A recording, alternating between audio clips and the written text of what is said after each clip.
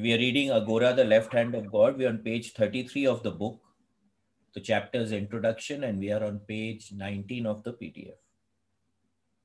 Or at least he made it seem effortless, though it surely involved tremendous strain which occasionally showed through. He credited tobacco with his ability to function in several planes of being at once. Okay. Shivangla, your speakers. So now he credited tobacco with his ability to function at several planes being at once. Okay. Now, tobacco is used a lot by shamans to go into altered states, number one, and also to travel to these altered states. So when they are smoking, okay, the smoke allows them to travel into these altered states. They use tobacco also as a very powerful healing tool. They say that tobacco has a energy and a life of its own. It has a consciousness of its own. And actually, one of the methods of healing in shamanism is blowing tobacco. I mean, actually smoking tobacco and blowing tobacco into the bodies of the patients. Okay, so he saying he's crediting tobacco with his ability to function in several planes of being at once. In fact, this gentleman who had come and spoken about Robert, he had come and spoken about ayahuasca to us. He uses tobacco in this way also. He's also a shaman and he uses tobacco in this way. After close observation of him for years, I can state confidently that though he was addicted to cigarettes,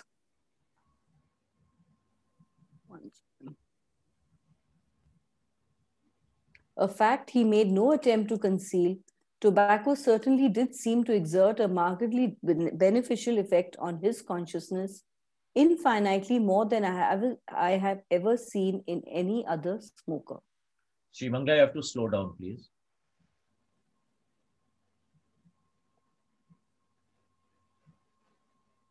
Modern scientific research has demonstrated that small doses of nicotine have a positive influence on brain function, and Vimlanand was such a veteran of intoxicants that he could easily imbibe more nicotine than anyone else without deleterious effect. So nicotine is a stimulant. It stimulates the brain. Okay. So that's why many people, when they are stressed out, they start smoking. Now, if they smoke too much, it can become a problem. But in moderation, in very, very small quantities, it can be a helpful thing to actually improve brain function. Smoking did eventually kill him, or so his doctors said, from cardiac failure. Those of us who knew him knew he decided exactly 6 months before dying that he intended to die. His excuse was that he had finished everything in this life that he was expected to do, and to live any longer would be to attract new karmas. He also predicted for years that the day he gave up smoking would be the day he died. So again, any self-realized person or person who's operating at these expanded states of consciousness will get an inkling as to when they will pass on and what will happen, what is the universal events that will take place before he passes on. So he said that if the day he stops smoking, that is the day he will pass on.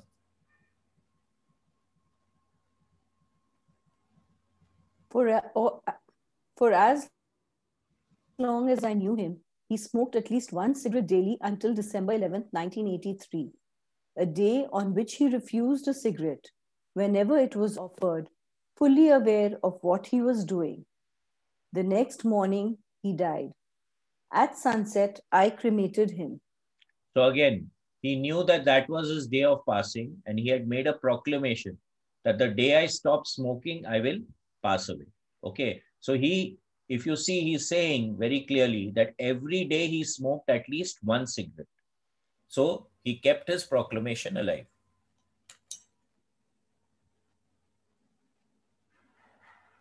From the day we met, Vimlanand had been telling me I would cremate him, in spite of his natural son, who still lives in Bombay, and who, according to the Hindu tradition, should have cremated his father. But Vimlanand always said, even 8 years before the fact, My son will not even come to the smashan to watch me burn, nor will my wife. So again, premolation, right? So they can actually, there is no past, there is no future, but we are living in linear time. So if you are in that expanded state, you can actually see what's going to happen in the future, or at least if not see exactly what's going to happen, the probability of what is going to happen.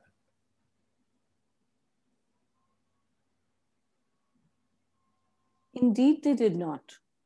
When once I asked him about this, he told me, there is no escaping the law of karma. I have told everyone the truth that you are destined to cremate me, and all of them have become jealous of you because they think they deserve to be involved themselves somehow. They don't know what they are talking about, or else they wouldn't act the way. I may have a physical son, but you are my spiritual son, and I will have my death my way. Do you know what is an Aghori's profoundest expression of love? It is these four words: you will cremate me. So again, whenever a spiritually evolved person is there, a poetry develops around that person. And they all profess that self-importance, that, that I am the one. And this becomes a huge problem with most of these spiritually evolved people. And that is what they need to be clear about. So he was very clear about it. But again, he cannot counter for the jealousies that will be happening around him. Now, cremating a person is a very, very high honor, right? And that's the highest honor a Aghori can give to anyone else. You will assist me to return to my beloved. And when I am burning, I only desire one thing: play a tape recording of Jim Reeves singing Precious Lord, Take My Hand.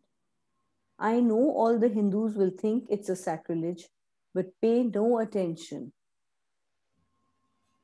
Okay, so now again, an Aghori never follows convention. He will follow his heart. He will follow what is told to him to do. So there's a download. He's following nature's directive. He's following what comes intuitively and instinctively to him. Okay, he's not going to get caught up in the normal belief systems.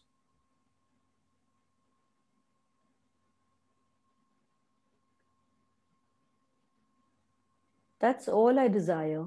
No rituals, no phoniness. I only want to go back to where I belong and to have my big daddy take me there by the hand. Vimlanand was cremated on the same pyre which had previously hosted his father, his mother, and his young son Ranu years before him. Jim Reeves' voice did sing at his funeral to help release him from his earthly shackles.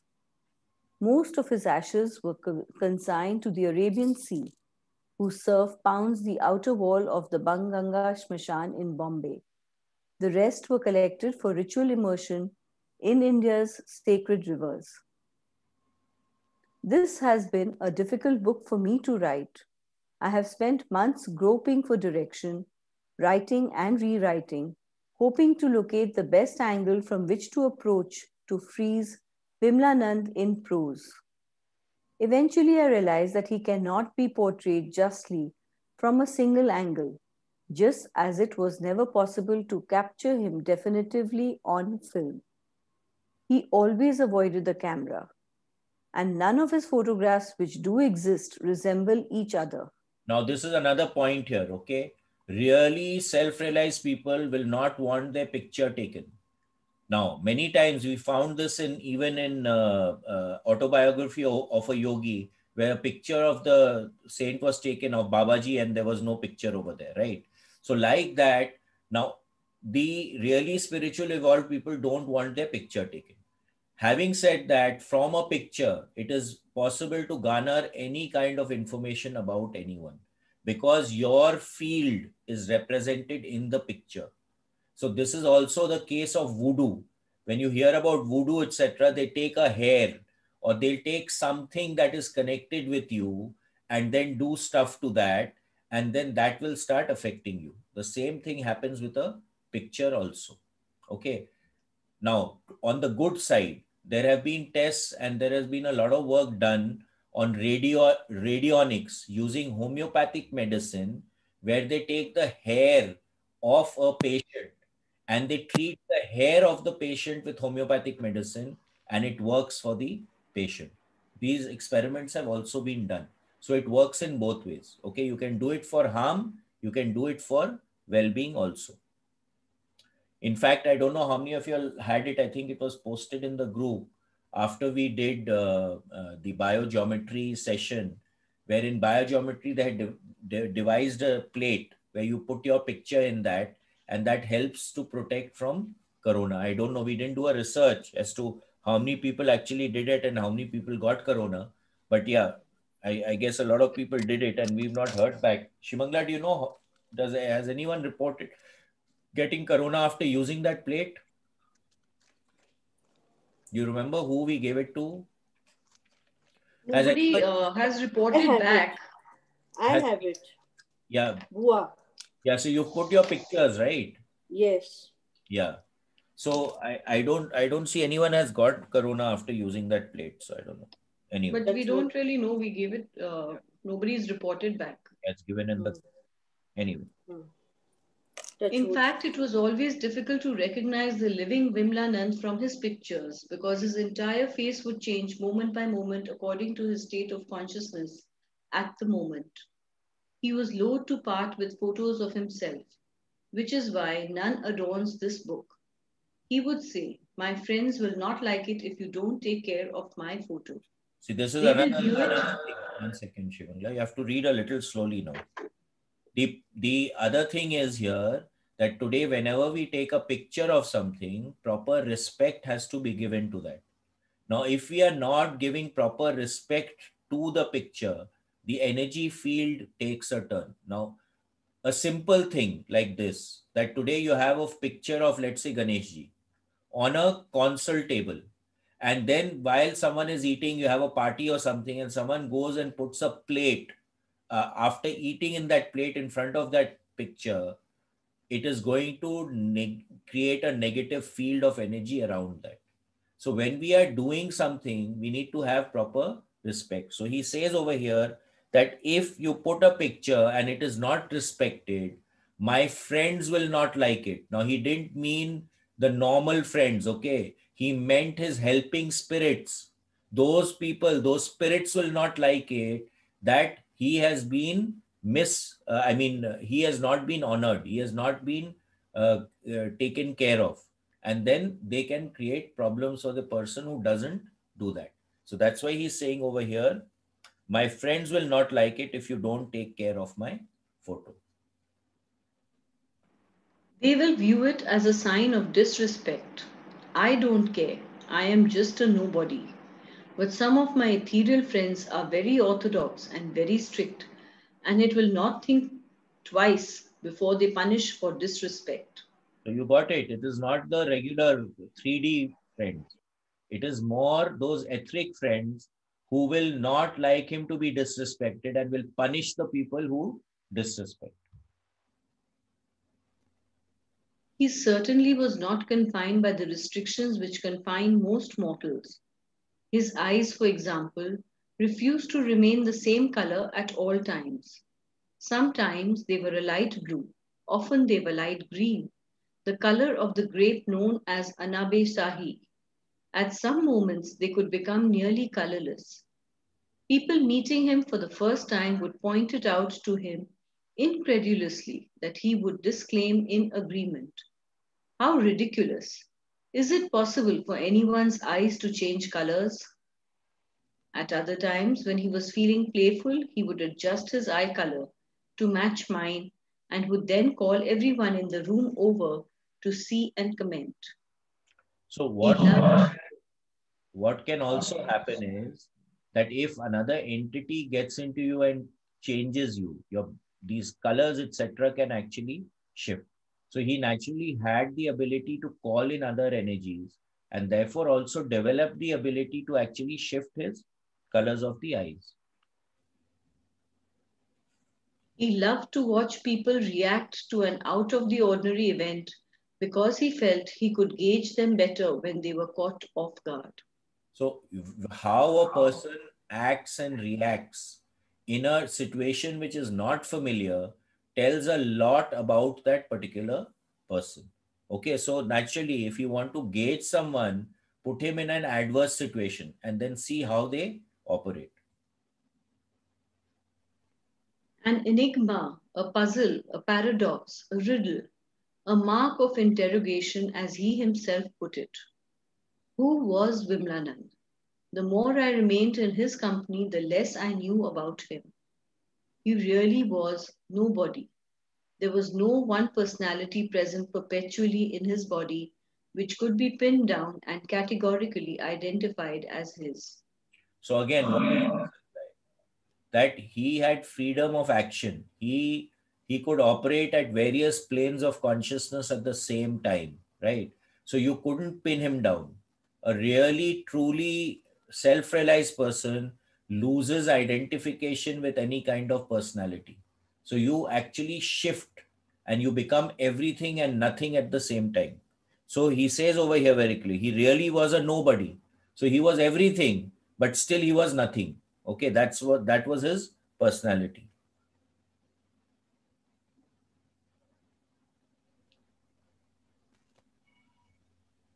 He could be hard and soft by turns, alternately refined and coarse according to his environs. One memorable night, we started off dining elegantly at a posh turf club party and ended up, as fate would have it, listening to music in the middle of Bombay's red light district. Vimlanand finally took up an instrument himself and taught the delighted prostitutes a new song, just for fun. Psychiatrists would probably classify Vimlanand as schizophrenic. Okay, now Shivangla, you have to reduce the volume of your speakers. Okay, now for him, a posh turf club and the red light district was the same. There was no distinction that he created between people in one zone and people in the other zone. He was totally comfortable in all sorts of situation. That when a person is self-realized, there's no distinction. There's no good and bad left. Okay, everything just is.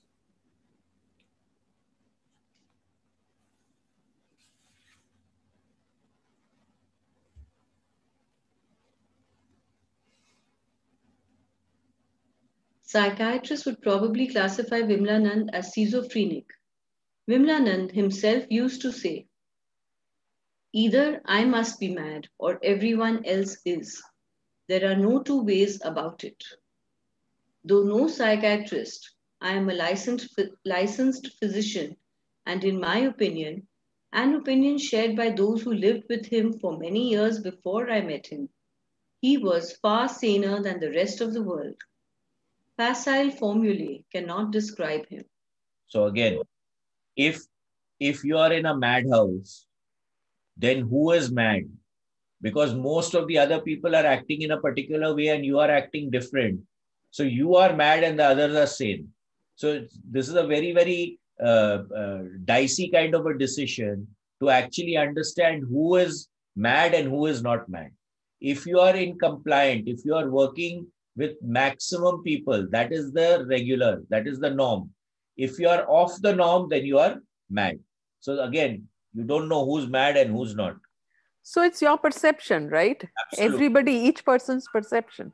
Absolutely. So like in Fringe, Walter was put in the psychiatric lab. Yeah. But see how intelligent he is when he comes out, the kind of experiments, the kind of stuff that he is doing.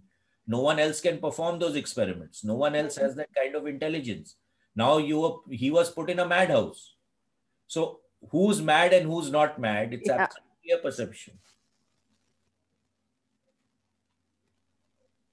I wrote this book knowing well that some of what is written will be offensive or at least incomprehensible to some, and that other passages will impel the curiosity of others to try out some of the more daring procedures. The natural reticence I felt for permitting Vimlanand to be introduced to an unprepared audience would have prevented this material from any publication had I not had clear instructions to do so. It began years ago when a man dressed as a medieval Rajput warrior was invited to Vimlanand's home in Bombay. After some preliminaries, the spirit of a hero centuries dead, Kalaji Rathod, entered this man's body, broke open coconuts with a cavalry saber, and made predictions from the pieces thus formed. Okay, He so advised me. now what happened here? Shimangla, you have to reduce the speaker volume. You tell me what to do because I've lowered it to the minimum. Now I can't hear you. Okay, so now, now what happened in this case, that a spirit entered this other gentleman and actually started acting like that particular gentleman. So we have also seen this happening many times where many of us may have experienced it, that wo Hanuman ji aa jate hain and the face changes, like, you know, the facial change, faces changes. So this thing actually happens.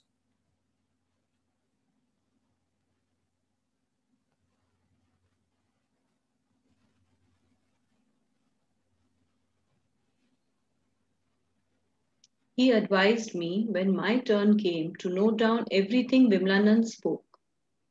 Vimlanand, who was not usually impressed with such performances and who had assiduously refused to allow anyone to record any of his words up to this time, mysteriously agreed and even encouraged me in this. So, He never read any of my. so now again, what happened for you? That entity came in and gave a message which Vimlanand felt was correct. So then he started allowing the recording to start taking place. Generally, an Aghori would not want anything of his recorded, no pictures, nothing to be recorded, because you can get into the spirit of that person through the words, through the pictures, through the writings. Anything connected to a person, you can actually get into that person because of that.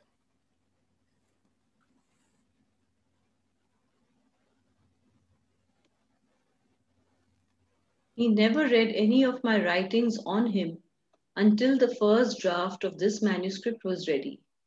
When I presented it to him, he turned through a few pages, made a few comments, and lapsed quickly into his former seeming disinterest. Now, we have to understand that there is a gestalt. I'm just reading a book called Blink, where you get an impression. So, by reading a small part of the entire thing, a person who is evolved will be able to gestalt the whole thing. They'll get the basically what's in that material. Okay. So again, that's what he was doing. He could just pick up that book. He scanned a few pages. He got the gist of what was happening, that it was being written in the correct way. And then he did not pay attention to it anymore because he started trusting the author to actually put it in the correct way.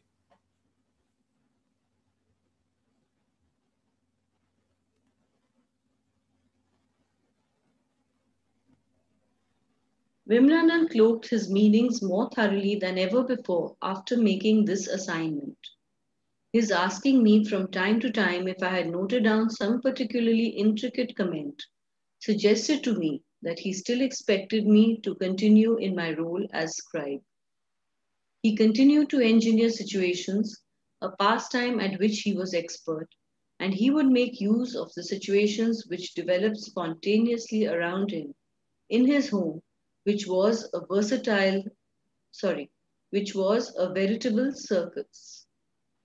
During and after the unfolding of the situation, he would test me on what I had learned. So now what was happening?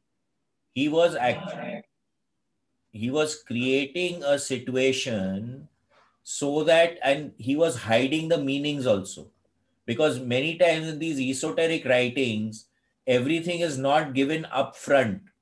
They hide the meaning, so a person who is in the path or who understands the language will only be able to understand it. And that is what he was doing, because today if the author has to write about him, then he needs to understand the play and the underplay and the underplay of the underplay to really convey the proper meaning. As soon as Vimlanand felt he had dispelled my major doubts on a subject, he would usually refuse to talk about it any longer, expecting me to learn more about it from direct experience. Now, this is very important. Knowledge is given. After that, you need to experience the experience for the experience. And then you inculcate the two. As I always say, knowledge or information and the experience will transmute it to wisdom. So again, Vimlanand is teaching the author by giving him some information and then making sure that he experiences the experience.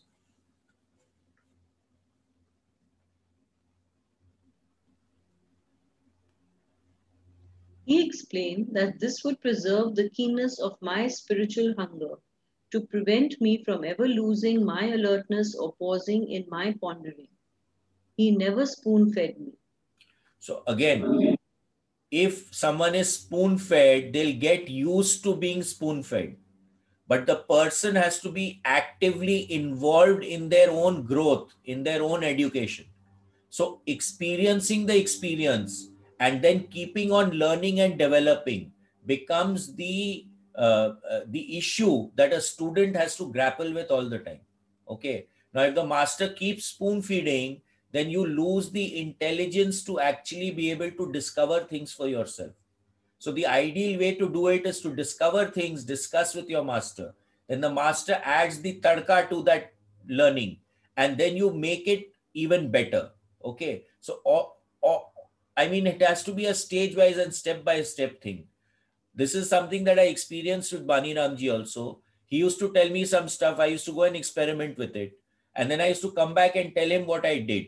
Okay. And then he would tweak it. Many times, again, I've shared this with you all before. I encountered a situation which he had not told me about, and I did something over there. And then I used to come back and report to him. And then again, he used to tweak it. So that is how I learned. Okay. He never spoon fed me also. So everything was experiential.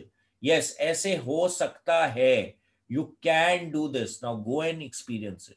That was the name of the game.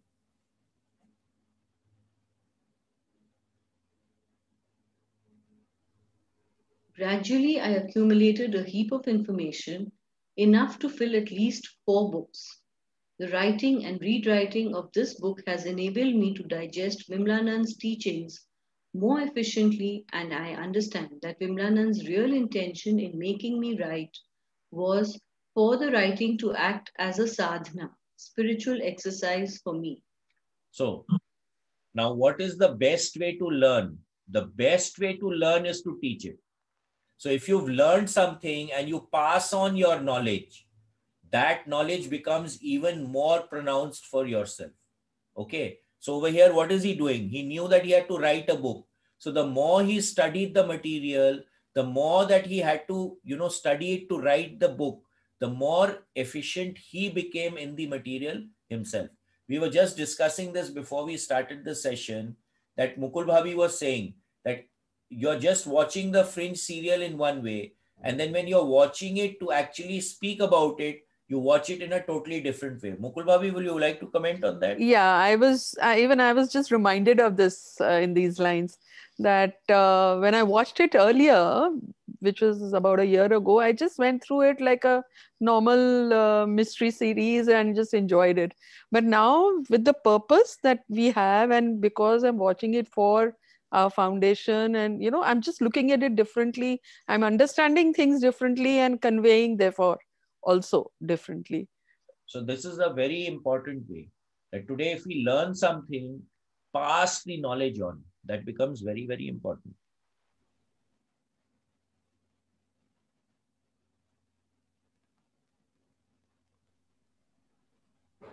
Summaries and conclusions are supposed to close the books they serve, but I am listing mine here in the introduction. I cannot summarize Vimlanand, nor can I conclude anything at all about him. During the last visit of the Emperor Akbar's personality into Vimlanand's body, His Majesty told us, "Do you think you know the possessor of this body? You know nothing. If he is your friend and loved one, well, we spirits love him too. but don't be so stupid and insolent to think you can comprehend him. I do not know him. You cannot know him.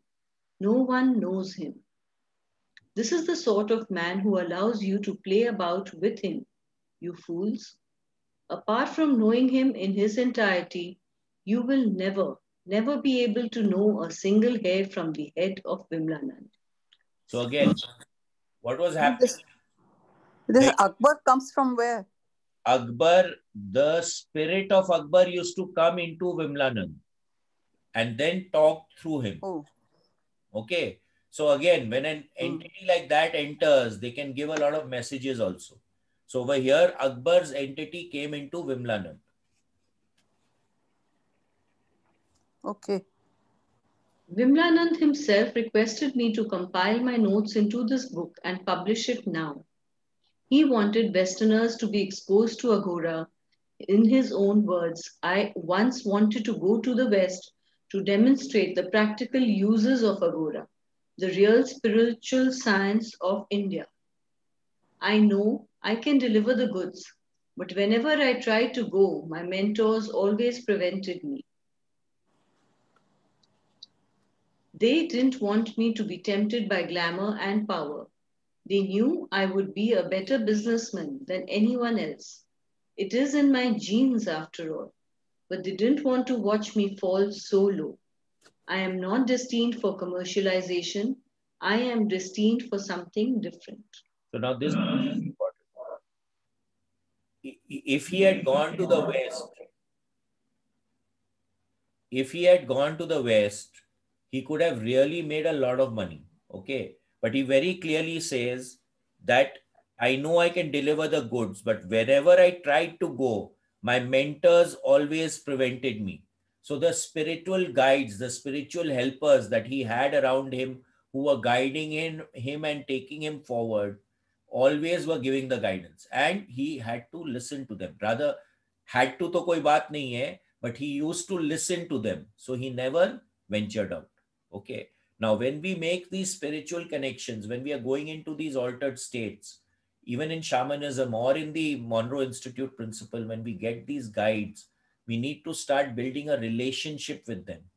We need to start communicating with them so that we start understanding what they are saying and then use their guidance for our growth at the end of the day.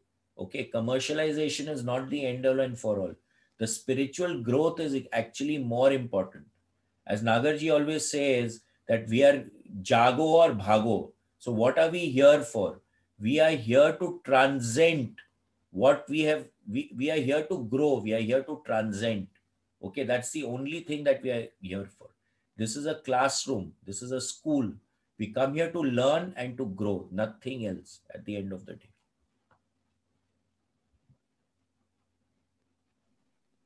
It is not necessary to publish this while I am alive.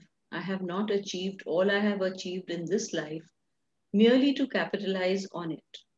I don't want the last years of my life to be spoiled by curiosity seekers who want to meet me to find out if I am for real. I know who I am and don't care what anyone else thinks. So now, many people are curious. They will go for the curiosity. They will go for the circus, the theatricals, right? They are not actual spiritual seekers. And for a real sadhak, a person who's not really a seeker can become a very big hindrance also. So naturally, a person like him, if this story had come out, let me tell you at the end. I mean, we've just come through the introduction. Given a chance, wouldn't you all like to have met him? Okay. Would anyone not like to have met him? Raise your hand. Okay. I guess everyone would have wanted to meet him. So are we really fully sadhaks? None of us are really, to be frank with you. So we would just भीड़ इकट्ठा कर देते उनके पास में. Besides that, if I have become too well known, I'll have to sit on a throne and say things like, blessings be upon you, which is bull, because you can't give blessings away like that. So I now, won't be able to move about freely in society and play about as I do now. 1 second. So now what is this? Blessings be upon you, right? So now what is he saying very clearly? He is giving his blessings to you. So now he becomes responsible for you, right? So a person like him is not going to say something that he does not mean. And if you see all the gurus who are there today, what do? They'll keep blessing you, they'll keep blessing you. But do they really mean that blessing? That's a big question mark. So naturally, he would not be able to do that. And also, when someone with his kind of potency and his kind of power, he will never be able to move around freely because he'll always get mobbed by people, which is not something anyone who's spiritually evolved really wants.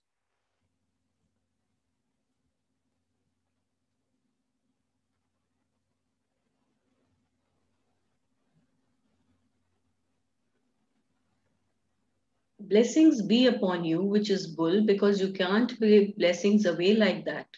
I won't be able to move about freely in society and play about as I do now. No more jokes, no more laughing sprees. I'll have to become stern and solemn. Why should I give up what little peace and quiet I have now, just to be worshipped by a bunch of people who don't even know what they are doing? How do all these so called saints stand it, I wonder? So again, as soon as you go into that game, then you have to behave in a particular manner. You come into a box, right? And then that box becomes restrictive. So the point here very clearly becomes that if you put yourself in a box, then you are hampering your own freedom, which is what Robert Monroe says in the Gateway Voyage also. We are here to transcend the belief system, the boxes that we have created around us. Okay, so he can jump around, he can do what he wants to do because he's not put himself into a box.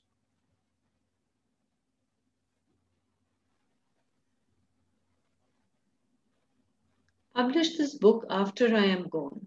Let people know the truth. Let them know what is what. Out of the thousands who may read it, at least a few will be sincere. They will try to learn more, and then nature herself will make arrangements for them to learn just as she did for me, and they will be taught according to their capabilities. The progression will go on. There is nothing to fear. So now what is he saying very clearly over here, right? That the person who is sincere, and this is a saying which is there, when the student is ready, the master will appear and nature will provide it. The universe will provide it. What are we talking about in awareness all the time? Getting into the flow, listening to the universe, being aware as to what's the opportunity coming in. We are talking about the 4 S's. Okay, Swata. What does that mean? It came itself into your life. So where he clearly says that they will try to learn more and then nature herself will make the arrangements for them to learn just as she did for me. So what does this imply? That when you are ready and the thing will come Swata into your life, it will be easy for you to do. It will be it will be for the highest good. Okay. And what is the fourth S? And we will naturally, the student has to accept it, right? So most of the time, what is happening? One of these 4 S's is being violated. And whenever they are violated, you create a problem for yourself. So in my view, the last one, acceptance, is a very big thing because most of the time in our lives, we are violating that. We don't say yes. We are constantly creating a hindrance to our own growth. How will I do it? Why will I do it? Why should I do it? It is not my job. So they can't, no. All these factors are constantly cutting our feet. Instead of evolving, instead of being able to move forward, we are constantly saying no, no, no, no all the time. Today, if you see a child, right? How many times you tell a child, don't do this, and how many times you tell a child to do this in a more proactive manner? Think about it. I don't know how many mothers there are over here, but think about how you brought up your children by saying yes or by saying no. I can guarantee it is by saying no most of the time.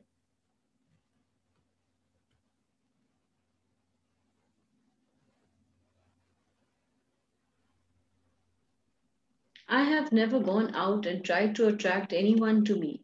People have come and gone. I don't ask them to come and I don't object when they go. What is it to me? I only want a few. If I love one or a few, I can love well. If I try to love all, I will just be cheating myself. Only Jesus could love all. So now again, what is this over here? A really self-evolved person is not going to be swayed in any way by a followership. Okay. They don't want a followership. They want people who are dedicated. So anyone will come, anyone will go. They are really not going to be concerned about it. Okay. So this is a very important part. They're not attached to anyone and they don't want anyone attached to them.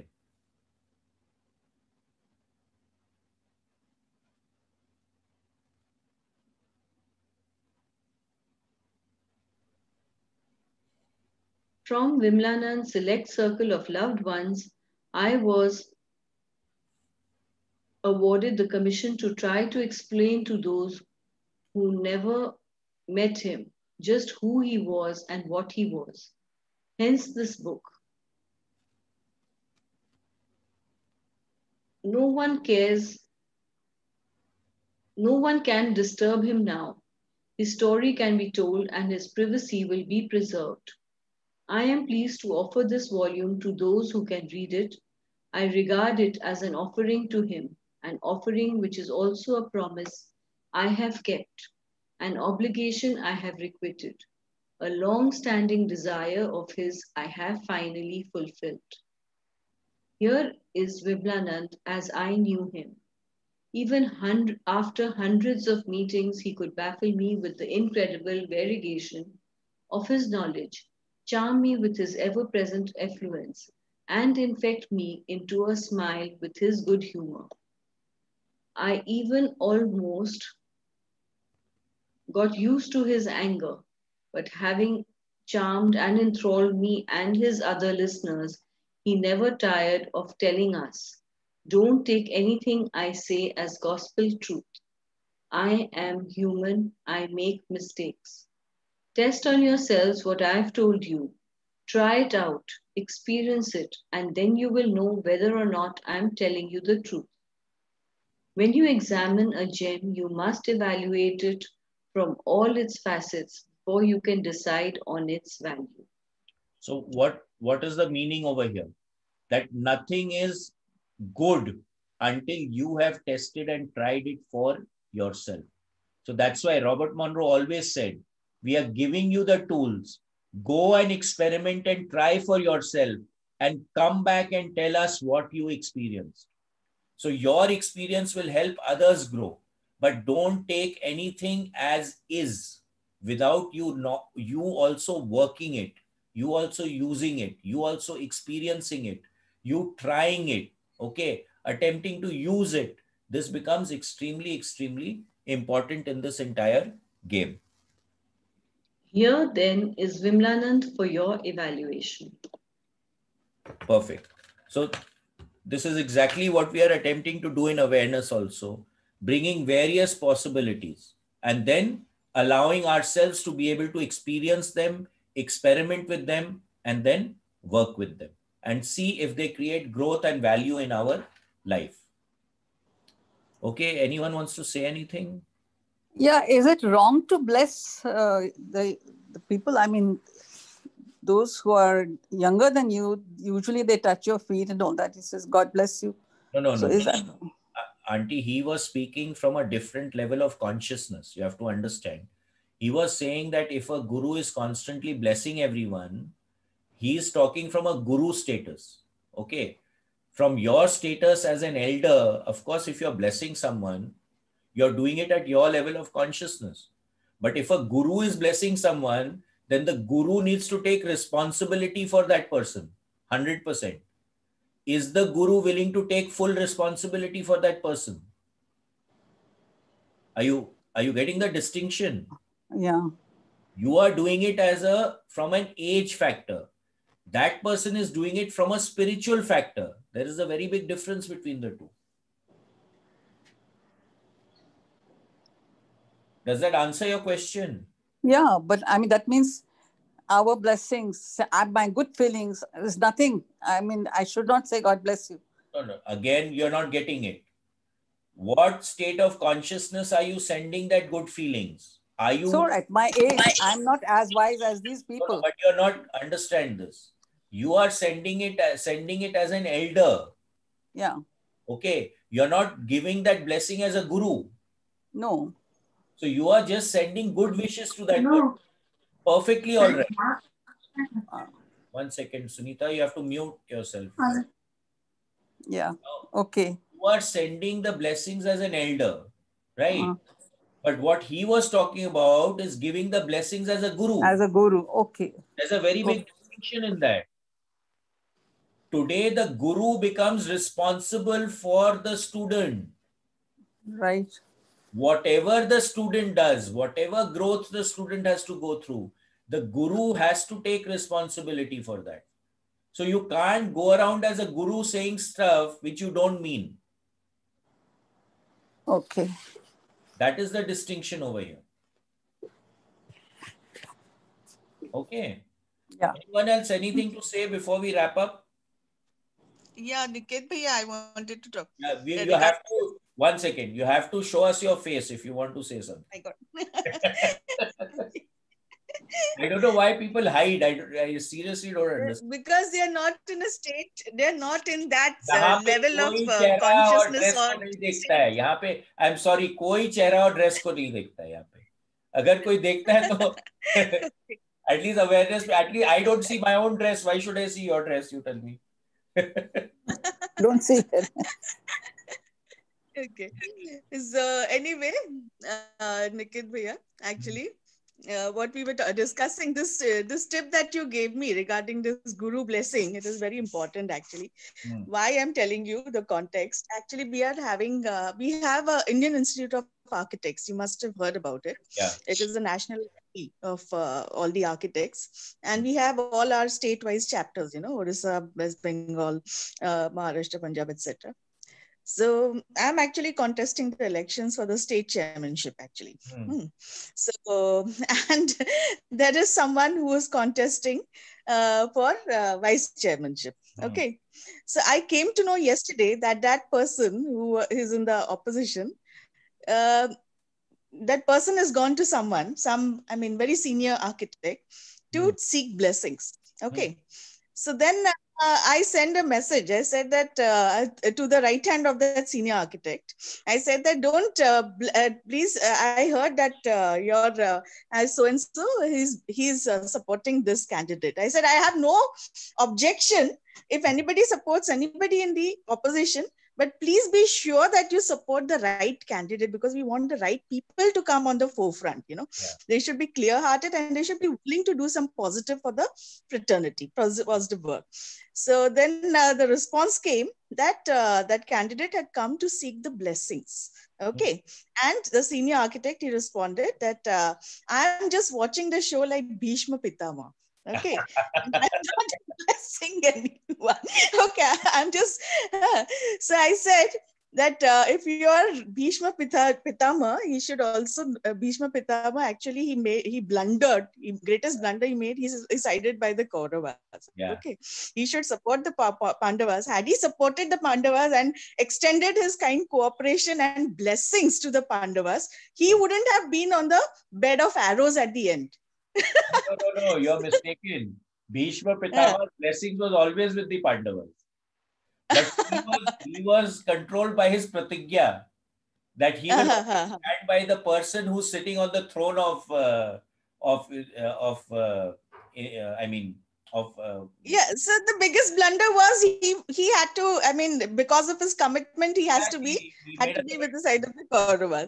So this blessing, this is a very good information that you gave me, that the guru has to also take responsibility of the person who seeks blessings. Absolutely. So this I'm ready to convey it now. Today itself it will be conveyed. So thank you very much, actually.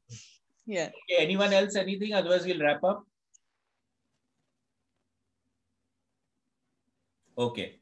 So Bye. we'll start for meditation. Ram Thank Ram. you. Ram Ram. Thank you. Bye.